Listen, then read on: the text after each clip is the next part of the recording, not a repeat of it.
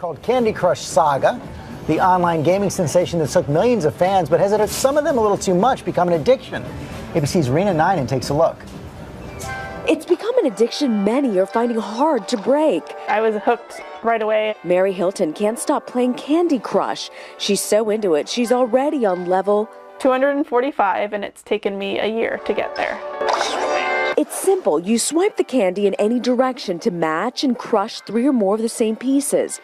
45 million people play Candy Crush each month. It's free to download and play. You're given 5 lives per game, but you can pay to purchase additional ones. With over 400 levels, some players are indulging on all that candy and draining their wallets. My husband told me our iTunes total. He's like, you gotta stop. And it's a sweet deal for the British creators of the game, King. They're said to be reeling in as much as $636,000 each day, $231 million per year. And they say women aged 25 to 55 are their most loyal customers. Every time you reach a certain level, or you get a sense of satisfaction. We're listening to music, which is very soothing as we're playing it. We hear a male voice that's giving us all this positive reinforcement. Denise DeAndre finds it impossible to step away from the game. Well, I was on vacation in Cancun, and I'd find myself leaving the pool to go back to the room, and I would sit there and I'd be playing Candy Crush, trying to get to the next level. So is this sweet tooth game as addictive as gambling? Waiting for the payoff. That's the same thing that happens with gambling. But the game's creators say 70% of their users finish the game without spending a dime. For Good Morning America, Rena Ninen, ABC News, New York.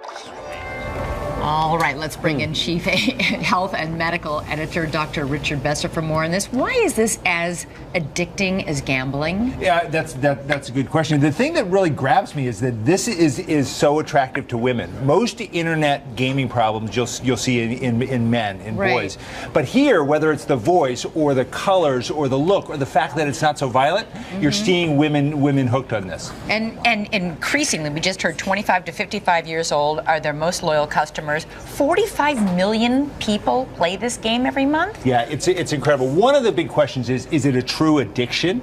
You know, the psychiatrists, psychologists, this is on the list of diseases they're looking at to say, is it an addiction in the way that gambling is an addiction? Right. They haven't decided that, but it's got all the properties. People lying about the amount of time that they're spending on this. It's affecting relationships and work and school for kids. Is one game more than others? Well, what is it about this one game, I guess? I think the thing is it's not violent like the games that guys play, unless you consider smashing candy and killing calories to be a form of violence. Yeah, right. I do actually. Yeah. But like, what about Words with Friends, which Alec Baldwin got booted off an airplane because he didn't want to stop playing Words with Friends. Why isn't that game as addictive as this game? It can be for some. You know, my son showed me this game last night. It was on his phone. He claimed someone else put it on his phone, but I played it. The first exactly. Oh. Yeah. The first levels are really easy, and then they get you. You have to pay $1 or you have to wait some time to play it again, and people are paying those dollars. Wow. Beware. Yeah. I can't keep these things on my phone. Yeah. No.